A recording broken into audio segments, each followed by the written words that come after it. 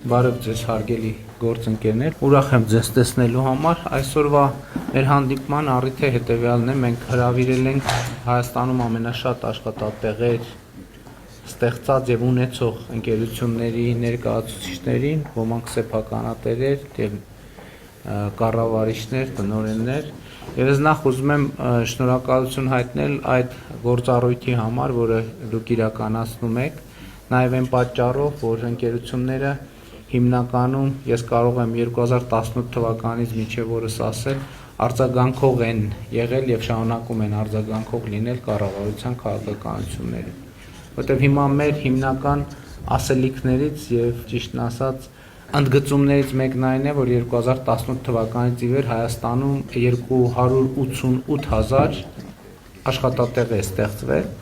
բայց ակնհայտ է, որ այդ աշխատատեղերը մենք չենք ստեղծել, այդ աշխատատեղերը դուք եք ստեղծել։ Իհարկե կառավարության քաղաքականությունները նպաստել են դրան եւ միջավայր ենք նաեւ մենք որոշակի ստեղծել։ Իհարկե սկզբանե մենք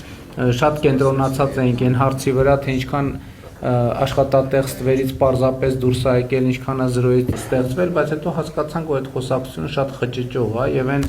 աշխատատեղերը, որոնք կան, տեսանելի են պետության համար, իրանք կան, այն աշխատատեղերը, որոնք չկան, իրանք ուղղակի չկան, դա ուրիշ կատեգորիայի երևույթ է եւ շատ կարեւոր է, որ մենք այս դինամիկան շարունակենք, նաեւ մենք մեր նախընտրական ծրագրում ներառել ենք տարեկան առնվազն 25,000 աշխատատեղ ստեղծելու հարցը, որը շատ կարեւոր է։ Ընդհանրապես աշխատանքի շուկայում այն process-ները, որոնք հիմա տեղի են ունենում եւ սպասվում են, պետք է հատուկ ուշադրության առարկա լինի։ Ինչու՞։ Այդ թվում այն պատճառով, որ արհեստական բանականության ներդրումը եւ ավելի ու ավելի մեծ ներառումը տնտեսության մեջ ինքը ռիսկեր է առաջացնում, այդ թվում աշխատատեղերի մասով։ Հիմա իհարկե ես համոզված եմ, որ ընկերությունների մի մասը արդեն կիրառում են այդ գործիքը, մյուսները անխուսափելիորեն կիրառելու են այդ գործիքը, ինքը որոշակիորեն ռիսկեր է բերում աշխատատեղերի տրանսֆորմացիա եւ դերաբաշխման առումով, ընդհանրապես կանխատեսում կա, որ որոշ մասնագիտություններ գնալով կամ վերանալու են կամ ավելի քիչ դերակատարում են ունենալու, սկսած արդյունաբերությունից, շարունակած առողջապահությունով, կրթությունով նույնիսկ եւ այստեղ շատ մեծ վերլուծական եւ գործնական աշխատանք է պետք, որպեսզի մենք հանկարծ խնդիրների առաջ չկանգնենք երկարաժամկետում, որովհետեւ պետք է արձանագրել, որ արհեստական բանականությունը դեռ ինքը ծանոթ երևույթ չի եւ իր հետևանքներն էլ ճիշտ անդադ վերլուծվում են, բայց շատ ճշգրիտ ալգորիթմեր չկան, որոնք ցույց կտան, թե ինչ տեղի կունենա դրա արդյունքում, բայց նաև ես միշտ այս ժամանակաշրջանի մասին մտածելիս մտածում եմ առաջին արդյունաբերական հեղափոխության մասին, որ երբ որ հոսքագծերը ստեղծվեցին, մանուֆակտուրաները ստեղծվեցին, արհեստավորները հարձակվում էին մանուֆակտուրաների վրա, հրդեհում էին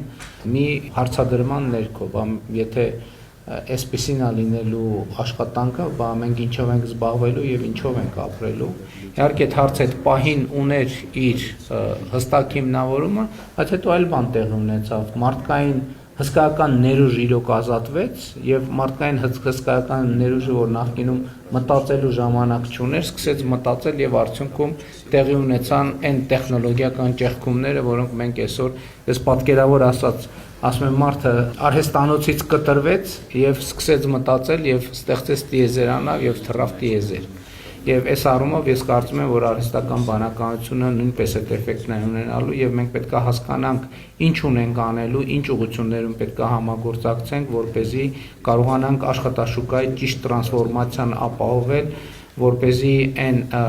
պարզա որ ընկերությունները եւ բոլորն էլ շահագրգռված են, որպեսզի արհեստական բանականության գործիքները ավելի շատ օգտագործվեն, որովհետև խոսքը ի վերջո արդյունավետության մասին է։ Մենք վերջին տարիներին միլիարդներ ենք ծախսել, որպեսզի տնտեսությունը արդիական եւ արտադրողական արդյունավետ լինի, եւ այս առումով նույն մեր ամենահաջողված ծրագրերից մեկը, որը հույս ունեմ, որ ներկաների առնվազն զգալի մասը օգտվել է, մասնավորապես տնտեսության արդիականացման ծրագիրը, որ մենք խոսակցական լեզվով լիզինգի ծրագիր ենք անվանում, ինքը շատ կարծում եմ էական դերակատարում է ունեցել, որպեսզի մենք տնտեսական այս դինամիկան ապահովենք եւ մեծ հաշվով 2018-ից մինչև օրս ի հեճուկս 20 թվականի կոവിഡ് պատերազմ եւ այլն մենք միջինում 7% տնտեսական աճ ապահովել ենք, որը կարծում եմ շատ մեծ տնտեսական ցուցանիշ է, 8 տարի միջինում 7% տնտեսական աճ ապահովել, ես դրա համար եմ ուզում շնորհակալություն հայտնել ձեզ։ Հիմա ընթացիկ հարցերից օրինակ աշխատանքի շուկայում ես նաև որ վերջին ամսվա ընթացքում շատ ավելի շատ եմ շփվում մարդկանց հետ, երկու առանցքային հարց կա, որ իմ կարծիքով այս օրերին շատ քննարկվում է։ Առաջին հարցը հետևյալն է, որ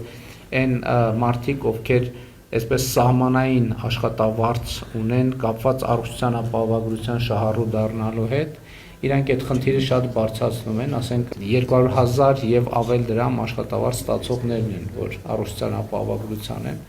շատ մեր առաջ հարցեր են բարձրացնում, որ կամ եզրային են, կամ այնուամենայնիվ ինչ որ աշխատավարձից վերային հատված կա եւ ես կուզենայի, որ այդ այն դեպքերում, երբ որ մենք շատ մոտ ենք այդ եզրին, ասենք 195, 197 եւ այլն, իսկ այսպիսի աշխատավարձեր կան, շատ շնորհակալ կլինեինք, եթե այդ եզրային վիճակները մեր հարգելի գործատուները մի քիչ ավելի ուշադիր լինեին, որովհետեւ մեզ համար անակնկալ ձևով առողջության ապահովության համակարգը բավականին լավ աշխատում է։ Մենք ճիշտն ասած, երբ որ ներդրում ենք համակարգը շատ լարված էինք, բայց բնականաբար նման շրջադարձային որոշումները լարվածություն են առաջ բերում, մանավանդ որ Հայաստանում 2 անգամ արդեն եղել է փորձ առողջության ապահովագրությունը ներդնելու, 2 անգամ էլ օբյեկտիվ եւ սուբյեկտիվ պատճառներով չի ստացվել։ Հիմա արդեն առավել եւս առաջին երամսյակի արդյունքներով մենք համոզված ենք, որ համակարգը ներդրված է եւ այստեղ է, որ մեր հարգելի գործատուները շատ առանցքային դերակատարում ունեն, որովհետեւ դա ըստ էության համագործակցության մի նոր պլատֆորմա, որտեղ բայց կարծում եմ, որ սա փոխադարձ հետաքրքրություն ներկայացնող հարց է, որովհետեւ առողջության ապահովագրություն նշանակում է ավելի առողջ աշխատողներ, ովքեր ավելի արտադրողական են իրենց աշխատանքի մեջ եւ ավելի լավ տրամադրություն ունեն հիմնարկներում եւ ավելի լավ տրամադրություն են ապահովում եւ երկրորդը իհարկե մենք նախորդ տարի կյանքի ռեկորդային տևողություն ենք արձանագրել Հայաստանի Հանրապետությունում 78.4, որը մեր պատմության մեջ աննախադեպ թիվ է եւ բնականաբար մեր բնակչության թվի առումով եւ այլն դա շատ մեծ եւ էական գործոն է, որը մեր հիմնական նպատակներից մեկն է։ Մեր նպատակն է, որ մարդը երկար ապրի, բայց երկար ապրելու պայմաններում լավ ապրի, հնարավորինս լավ ապրի եւ նաեւ շատ կարեւոր եմ համարում, որ մենք առաջին անգամ մեր պատմության մեջ միջին կենսաթոշակը ավելին է, քան սպառողական զամբյուղը եւ շոշափելիորեն է ավելի եւ դա նույնպես տնտեսության եւ կառավարության համագործակցության արդյունքն է։ Երկրորդ խնդիրը, որը շատ բարձրաձայնվում է եւ ընդհանուր բանավեճերի տեղիք է տալիս քաղաքացիների եւ կառավարության ներկայացուցիչների միջև աշխատուժի ներհոսքն է Հայաստանի Հանրապետություն, որովհետեւ իհարկե մենք առիթ ունեցել ենք նաեւ առնվազն ներկաներից մի մասը հետ քննարկել այդ հարցը, որ մենք ունենք մի կողմից գործազրկության խնդիր, բայց մյուս կողմից համոզված եմ շատերը ունենք նաև աշխատատեղերը լրացնելու խնդիր եւ անկեղծ ասած այս դիլեման հասկանալու հարցում կարծում եմ մենք ավելի ակտիվ հաղորդակցություն պետք է ունենանք, որովհետեւ ակնհայտ է, որ ես հիշում եմ տեղեր են եղել, երբ որ այցի ընթացքում իհարկե մենք այդ հարցերը քննարկում ենք, շոշափում ենք եւ սեփականատերը կամ տնօրենը ասելա, որ գիտեք ինչ ամեն ինչ հասկանում ենք, բայց մենք ստիպված ենք ասենք օրինակ չգիտեմ 300-400 աշխատող հրավիրել դրսից, որովհետեւ մենք չենք կարողանում ներսում ներգրավել աշխատողներ։ Իհարկե մյուս կողմից հնչում է աշխատավարձից ցածր լինելու հետ կապված հասկանալի շեշտադրում, բայց ես մեկը ասում եմ, ես չեմ հասկանում ոնց է որ չաշխատելը ավելի շատ եկամուտ է բերում, քան աշխատելը նույնիսկ ցածր աշխատավարձով։ Եվ հետեւաբար հաջորդ հարցը, որը աշխատանքի շուկայի ոլորտում շատ մեր ուշադրությունը գրավում է այս հարցն է եւ իհարկե այս համատեքստում մենք ուզում ենք հասկանալ թե այլ ինչ կարող ենք անել որպեսզի խթանենք աշխատատեղերի ստեղծումը, որովհետեւ ի վերջո սոցիալական ամբողջ քաղաքականությունը եւ իմիջիայլոց սոցիալական քաղաքականությունների առանցքային հայեցակարգային փոփոխությունը, որը մենք հիմա փորձում ենք անել կամ մենք մեզ համար արել ենք, բայց ուզում ենք նաև մեր հանրությանը ավելի ընդունելի դարձնել այդ միտքը, որ աշխատունակ մարդը իր ապրուստը եւ ի վերջո նաև բարեկեցությունը պետք է ապահովի աշխատանքի միջոցով, որովհետեւ ապրուստ եւ բարեկեցություն ապահովել ուրիշ ճանապարհ պարզապես չկա։ Չի կարող լինել ուրիշ ճանապարհ եւ որևէ ուրիշ ճանապարհը այդ ինքը արդյունքում փակուղի է տանելու։ Եվ մյուս կողմից ինչպես անել, որ այս թեզը հնարավոր դառնա, դուք գիտեք, որ մենք նաև շատ դժվար որոշումների ենք գնացել, բայց անհրաժեշտ նաև սոցիալական ապահովության գնահատման բոլորովին նոր համակարգ ենք ներդրել, որի արդյունքում պրոցեսները գնալու են հետևյալ տրամաբանության մեջ, որ մեր մարդուն ուղեկցելու ենք միջև աշխատանք։ Եվ այսինքն անապահովության գնահատման համակարգում պարտադիր պայման է, որ մենք X կետում մարդուն պետքա կոնկրետ հասցեով եւ աշխատավարձով աշխատանք առաջարկենք։ Եվ այդ աշխատանքի առաջարկը 3 անգամ արձագանք չստանալու դեպքում մենք մարդուն պարզապես ելնելու ենք այն կանխավարկածից, որ ինքը ուրեմն եկամուտ ունի, որովհետեւ եթե մարդը եկամուտ չունի, ինչի է ինքը հրաժարվում, եթե ասենք պարզա չէ, որ առողջական խնդիր չունի եւ այլն եւ այլն։ Բայց իհարկե այս ամեն ինչի համատեքստում ամենակարևորը կրթությունն է եւ կրթական վերափոխումը, որ մենք մարդկանց կարողանանք աջակցել, որ նրանք վերամասկնան գիտանան։ Եվ այստեղ էլ մենք մասնավոր հատվածից շատ մեծ ակնկալիքներ ունենք եւ մասնավորապես քոլեջների կառավարման գործում մասնավոր հատվածի կառավարումը, որ մենք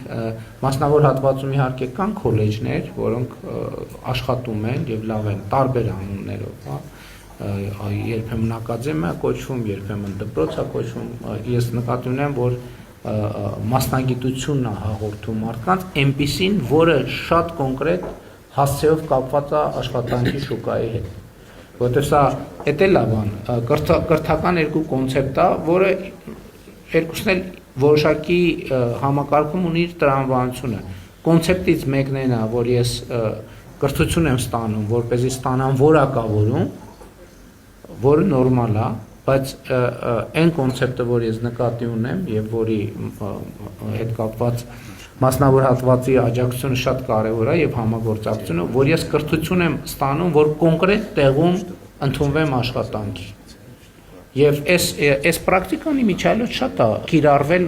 պրակտիկորեն Հայաստանում։ Ես հիշում եմ մասնավորապես IT ոլորտի մի շարք ընկերություններ, որ այցելում էինք, հենց իրանց գրասենյակային տարածքներում կային դասասենյակներ, որտեղ տարբեր տեղերից շրջանավարտներ էին հրավիրում, այս էլ է հետաքրքիր արտահայտություն, շրջանավարտներ հրավիրում էին վերապատրաստելու, որպեսզի անցնեն աշխատանքի։ Այսինքն նույն տեխնոլոգիական ոլորտում մարդը դիպլոմ է ստանում, բայց ինքը որպեսզի արդեն աշխատի, ինքը մի հատ էլ կրթություն ստանում է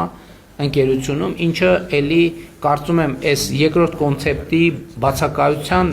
կամ այդտեղ ճեղքի արկայության պատճառն է, որովհետև տրամաբանությունն է կլներ, որովհետև համ ընկերությունն է ժամանակ եւ ռեսուրս վատնում, համ շրջանավարտն է ռեսուրս վատնում, որովհետև կանխավարկածն է նա, որ եթե ինքը դիպլոմ ունի, ինքը պետք է գնար ընկերություն, ընդհանրապես ադապտացիոն մի շրջան անցներ եւ արդեն պատրաստ լինել այդտեղ աշխատելու։ Բայց շատ հաճախ է լինում դեպքեր, որ կա դիպլոմ, բայց աշխատելու համար պետքա նորից մասնագիտանալ տվյալ ընկերություն։ Տենց պրակտիկաներ գիտեմ, որ այդ թվում ներկա մի շարք ընկերություններում կա եւ մեր խնդիրն է այս երկրորդ պրակտիկան ուժեղացնել, բայց նաեւ ընդհանուր կրթական համակարգում մասնավոր հատվածի եւ իրական տնտեսության ավելի մեծ ներգրավումով մենք այնպես կարողանանք հասնել այն արդյունքի, որ շրջանավարտը արդեն առնվազն էականորեն ավելի պատրաստ լինի ուղղակի գնալ մտնել եւ աշխատել կոնկրետ ընկերությունում, կոնկրետ ոլորտում, կոնկրետ գործարանում, արտադրամասում եւ այդպես շարունակ։ Իմ գնահատականն է, որ մենք տնտեսական զարգացման բոլորովին նոր մի շրջափուլ ենք մտնում, եւ դա իհարկե կապված է Հայաստանի եւ Ադրբեջանի միջև հաստատված խաղաղության գործընթացի հետ, եւ մենք առաջիկայում մեծ իրադարձություններ ենք սպասվում, որը կապված է առաջին հերթին TRIP նախագծի գործարկման հետ, որը էական է նրանով, որ Հայաստանի Հանրապետությունը ի վերջո ամբողջական դուրս է բերելու շրջափակման վիճակից։ Բայց ըստ էության այսօր էլ Հայաստանը հաղթարել շրջափակումը, որովհետև գիտեք, որ Ադրբեջանի տարածքով դեպի Հայաստան հնարավոր է իրականացնել երկաթուղային բեռնափոխադրումներ եւ իրականացվում են, բայց ուզում եմ ասել նաև, որ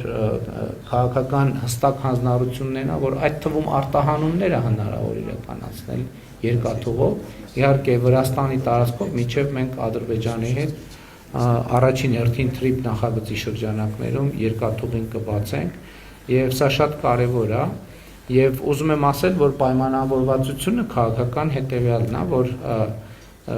այդ երկաթուղին երբեք չի փակվելու։ Այսինքն դա եւ ներմուծման եւ արտահանման